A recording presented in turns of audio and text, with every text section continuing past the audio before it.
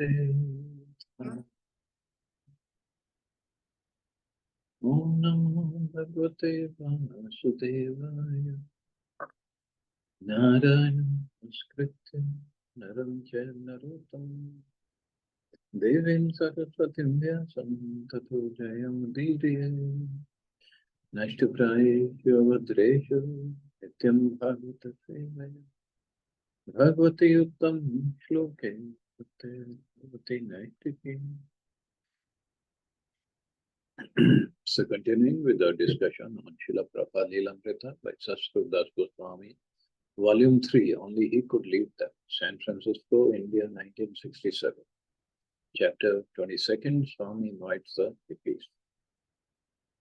So Prabhupada is in San Francisco and disciples have arranged a program, mantra rock dance program for Prabhupada with all the hippie rock bands. So let's see how it goes. At the mantra rock dance, there would be a multimedia light show by the biggest names in the art, Ben Van Meter and Roger Hilliard. Ben and Roger were expert at using simultaneous strobe lights, films, and slideshows to fill an auditorium with optical effects reminiscent of LSD visions. Mukunda had given them many slides of Krishna to use during the kirtan. One evening, Ben and Roger came to see Swamiji in his apartment, Roger Hilliard. He was great. I was really impressed. It wasn't the way he looked, the way he acted, or the way he dressed, but it was his total being. Swamiji was very serene and very humorous, and at the same time, obviously, very wise and in tune, enlightened. He had the ability to relate to a lot of different things of people, different kinds of people.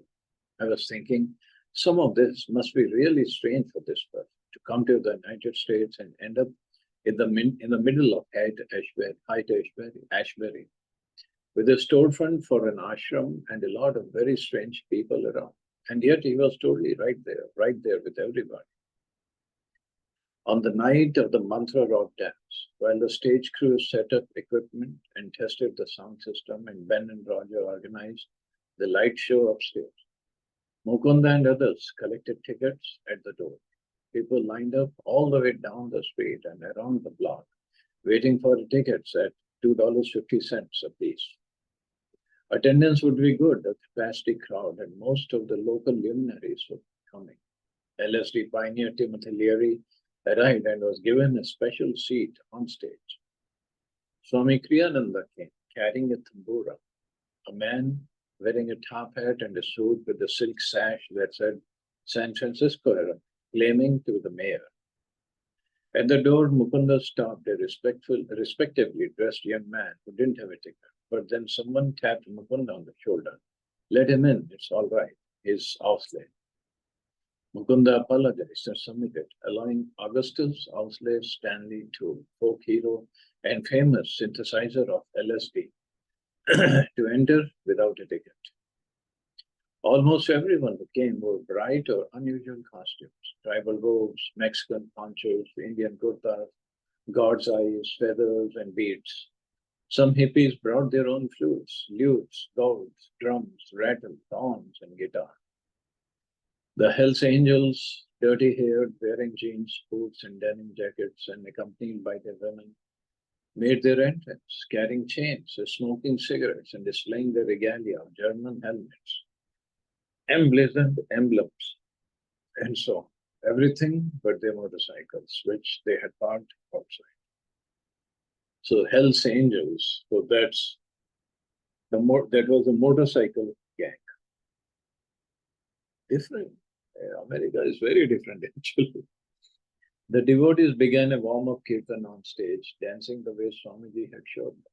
Incense poured from the stage and from the corners of the large ballroom. And although most in the audience were high on drugs, the atmosphere was calm. They had come seeking a spiritual experience. As the chanting began very melodiously, some of the musicians took part by playing the instruments. The light show began, strobe lights flashed, Colored balls bounced back and forth to the beat of the music. Large blobs of pulsing colors splurted across the floor, walls, and ceiling. Little after 8 o'clock, Moby Grape took the stage with heavy electric guitars, electric bass, and two drummers. They launched into their first number. The largest speakers shook the ballroom with the vibrations, and a roar of approval arose from the audience. So this is what rock bands are. It's huge, it's loud, it's just you become numb actually, and people love it. I don't know why, but they love it. Around 9:30, Prabhupada left his Frederick Street apartment and got into the back seat of Harvey's Cadillac. He was dressed in his usual saffron robe, and around his neck he wore a garland of gardenias whose sweet aroma filled the car. On the way to the Avalon, he talked about the need to open more centers. At 10 o'clock, Prabhupada walked up the stairs of the Avalon, followed by Kirtananda and Rancho. As he entered the ballroom, devotees blew conches and someone began a drum roll, and the crowd parted down the center, all the way from the entrance to the stage, opening a path for him to walk.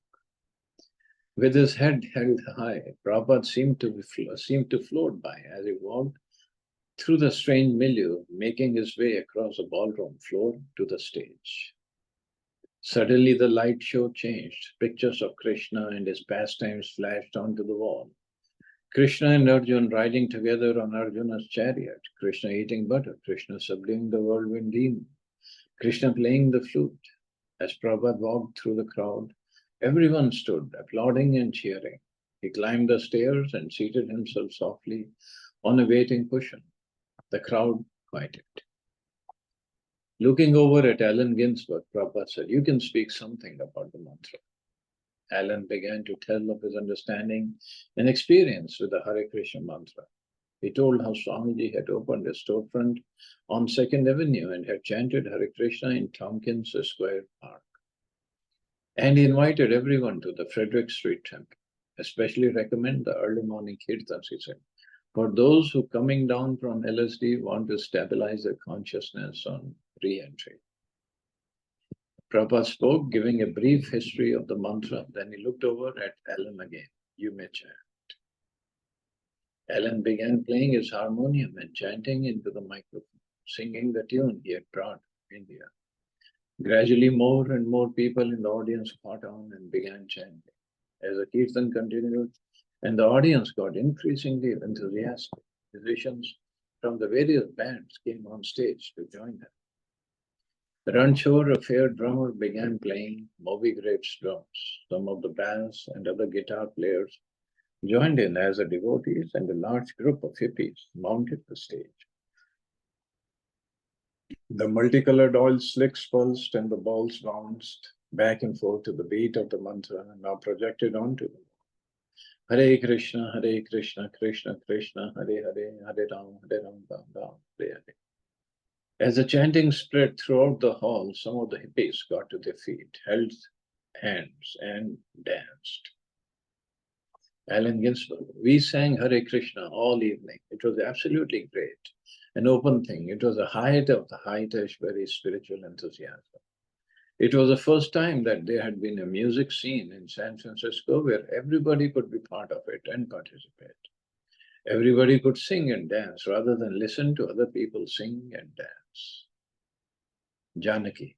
People didn't know what they were chanting for, but to see that many people chanting, even though most of them were intoxicated, made Swamiji very happy. He loved to see the people chanting. I agree. Standing in front of the bands, I could hardly hear. But above all, I could make out the chanting of Hare Krishna building steadily. On the wall behind, a slide projected a huge picture of Krishna in a golden helmet with a peacock feather, a flute in his hand. Then Srila Prabhupada stood up, lifted his arms, and began to dance. He gestured for everyone to join him, and those who were still seated stood up and began dancing and chanting and swaying back and forth, following Prabhupada's gentle dance. Roger Siegel, the ballroom appeared as if it was a human field of wheat blowing in the wind. It produced a calm feeling in contrast to the Avalon ballroom atmosphere of gyrating energies. The chanting of Hare Krishna continued for over an hour, and finally everyone was jumping and yelling, even crying and shouting. Someone placed a microphone before Srila Prabhupada, and his voice resounded strongly over the powerful sound system. The tempo quickened. Srila Prabhupada was perspiring profusely. Kirtananda insisted that the kirtan stop. Swamiji was too old for this, he said. It might be harmful. But the chanting continued faster and faster until the words of the mantra finally became indistinguishable amidst the amplified music and the chorus of thousands of voices. And then suddenly it ended, and all that could be heard was the loud hum of the amplifiers and Srila Prabhupada's voice ringing out, offering obeisances to his spiritual master. Om Vishnupad Paramhans Parivrajagacharya Ashtotarashab Shri Srimad Bhakti Siddhanta Saraswati Goswami Maharaj Ki Jai. All glories to Sarvadeva. Srila Prabhupada made his way off stage through the heavy smoke and crowds and down the front stairs, with Kirtananda and Ranchod close behind him. Alan announced the next rock group. As Swamiji left the ballroom and the appreciative crowd behind, he commented, "This is no place for a brahmachari." He didn't know what he was going to when he agreed. The next morning, the temple was crowded with young people who had seen Swamiji at the Avalon. Most of them had stayed up all night.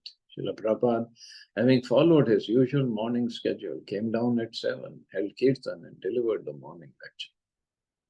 Later that morning, while riding to the beach with Kirtananda and Haigrave, Swamiji asked how many people had attended last night's kirtan. When they told him, he asked how much money they had made, and they said they weren't sure, but it was approximately $1,500. Half audibly, he chanted in the back seat of the car, looking out the window as quiet and unassuming as a child, with no indication that the night before he had been cheered and applauded by thousands of hippies who had stood back and made a grand aisle for him to walk in triumph across the strobe-lit floor amid the thunder of the electric basses and pounding drums of the Avalon ballroom. For all the fanfare of the night before, he remained untouched, the same as ever in personal demeanor. He was aloof, innocent, and humble, while at the same time appearing very grave and ancient. As Kirtananda and Hagri were aware, Swamiji was not of this world. They knew that he, unlike them, was always thinking of Krishna. They walked with him along the boardwalk, near the ocean, with its cool breezes and cresting waves. Kirtananda spread the chadar over Prabhupada's shoulders. In Bengal, there is one nice verse, Prabhupada remembered, breaking his silence. I remember, what is that voice across the sea calling, come here, come here. Speaking little, he walked the boardwalk with his two friends, frequently looking out at the sea and the sky. As he walked, he softly sang a mantra that Kirtananda and Haigrave had never heard before. Govinda Jaya Jaya, Gopala Jaya Jaya, Radha Ramana Hari, Govinda Jaya Jaya. He sang slowly in a deep voice as he walked along the boardwalk. He looked out at the Pacific Ocean. Because it is great, it is tranquil. The ocean seems to be eternal, Hagri ventured. No, Prabhupada replied. Nothing in the material world is eternal. In New York, since there were so few women present at the temple, people had inquired whether it were possible for a woman to join the Krishna consciousness movement. But in San Francisco, that question never arose. Most of the men who came to learn from Swamiji came with their girlfriends. To Prabhupada, these boys and girls, eager for chanting and hearing about Krishna, were little sparks of faith to be fanned into steady, blazing fires of devotional life. There was no question of his asking the newcomers to give up their girlfriends or boyfriends, and yet he uncompromisingly preached no illicit sex. The dilemma, however, seemed to have an obvious solution: marry the couples in Krishna consciousness. Because traditionally a sannyasi would never arrange or perform marriages. By Indian standards, someone might criticize Prabhupada for allowing any mingling of the sexes. But Prabhupada gave priority to spreading Krishna consciousness. What Indian, however critical, had ever tried to transplant the essence of India's spiritual culture into the Western culture?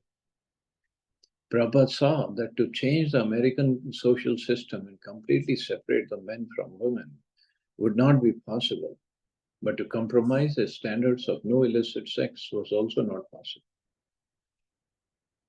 Therefore, Krishna conscious married life, the Grihastha ashram, would be the best arrangement for many of his new and aspiring disciples. In Krishna consciousness, husband and wife could live together and help one another in spiritual progress. It was an authorized arrangement for allowing a man and women to associate. If as spiritual master he found it necessary to perform marriages himself, he would do it. But first, these young couples would have to become attracted to Krishna consciousness. See, he was ready to bend the rules a little, but not together, altogether. Joan Campanella had grown up in a wealthy suburb of Portland, Oregon, where her father was a corporate tax attorney. She and her sister had their own sports cars and their own boats for sailing on Lake Oswego. And they came from a really rich family. Disgusted by the sorority life at the University of Oregon, Joan had dropped out during her first term and enrolled at Reed College, where she had studied ceramics, weaving, and calligraphy. In 1963, she had moved to San Francisco and became the co-owner of a ceramics shop.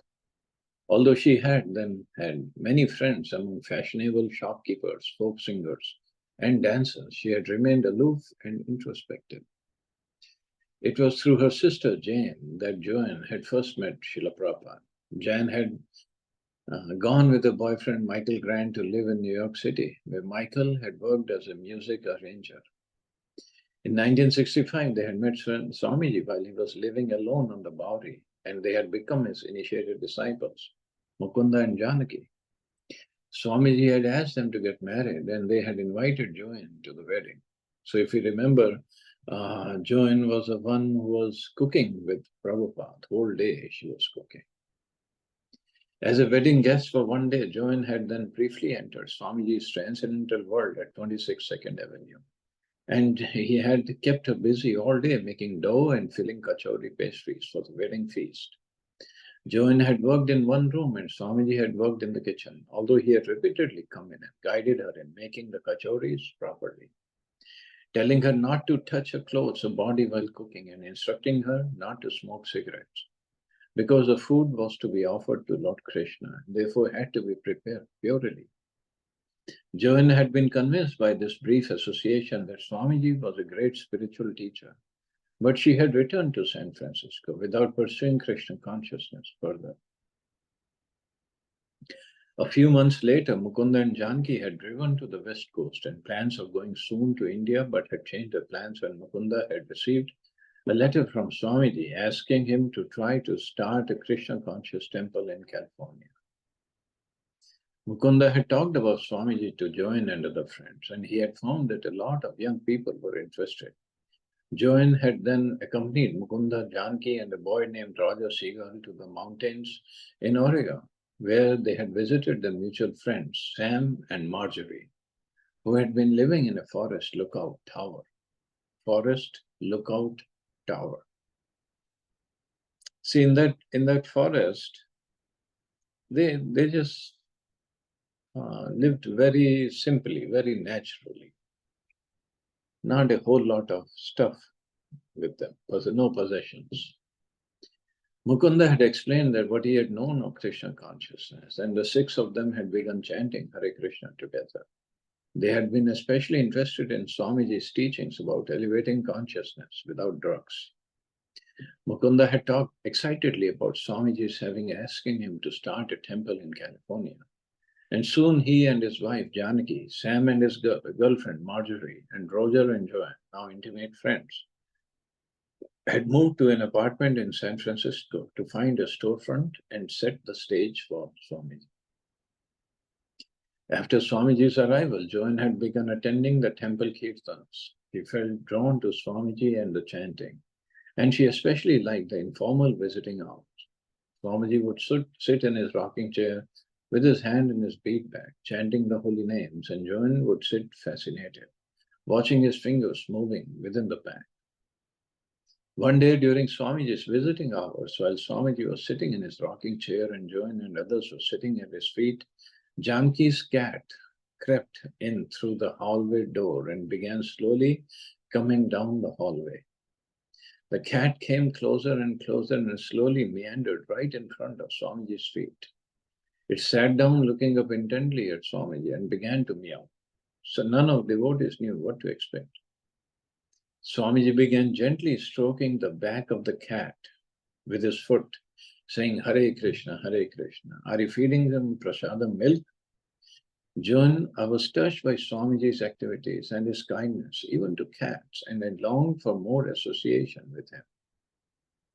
Joan came to understanding that serving Swamiji was a serious matter, but she didn't want to jump into initiation until she was 100% sure about it. Sometimes she would cry in ecstasy, and sometimes she would fall asleep during Swamiji's lecture. So she remained hesitant and skeptical, wondering how can I actually apply Swamiji's teachings to my life. One evening, Swamiji asked her, when are you going to be initiated? Can we imagine Prabhupada asking somebody? Joan said she didn't know, but that she relished reading his books and chanting Hare Krishna. She said that because she was attracted to the mountains and to elevated spiritual consciousness, she wanted to travel to Tibet.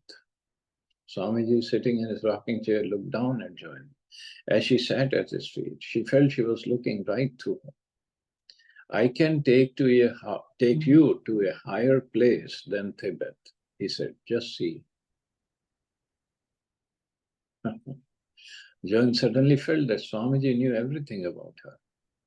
And she understood, oh, I have to see through his eyes what Krishna consciousness is. He was promising that he would take her to some very elevated realm, but she would have to see it. It was then that Joan decided to become Swamiji's disciple.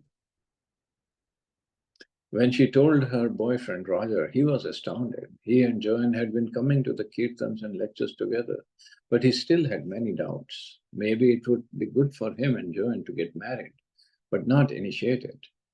Joan, however, was more determined. She explained to Roger that Swamiji hadn't come just to perform marriages.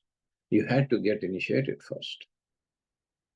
Roger Siegel had grown up in New York. He was following a Hatha Yoga guru. He had experimented with psychedelic chemicals and had traveled in the deep south as a civil rights activist, taking part in freedom marches with the blacks. Large-bodied, sociable, and outgoing, he had lots of friends in San Francisco.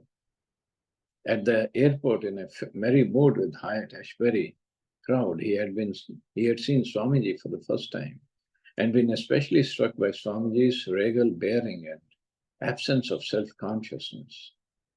The concept of reincarnation had always intrigued him, but after attending some of the Swamiji's lectures and hearing him explain transmigration of the soul, he felt he had found someone who definitely knew the answer to any question about life after death. So, one night after attending the program at the temple, Roger returned to his apartment and sat down on the fire escape to meditate on what Swamiji had said.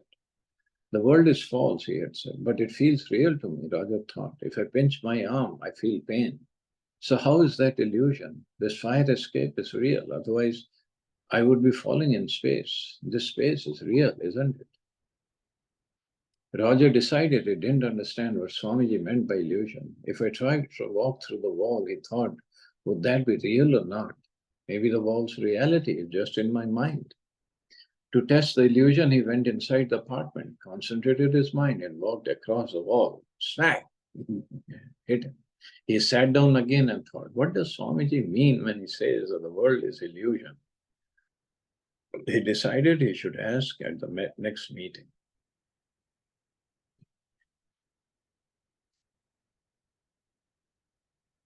He did, and Srila Prabhupada told him that actually the world is real because it was created by God, the supreme reality. But it is unreal in the sense that everything material is temporary. When a person takes a temporary world to be permanent and all in all, he is an illusion. Only the spiritual world, Swamiji explained, is eternal and therefore real. Okay, I guess I can stop here. See anybody has any questions or comments?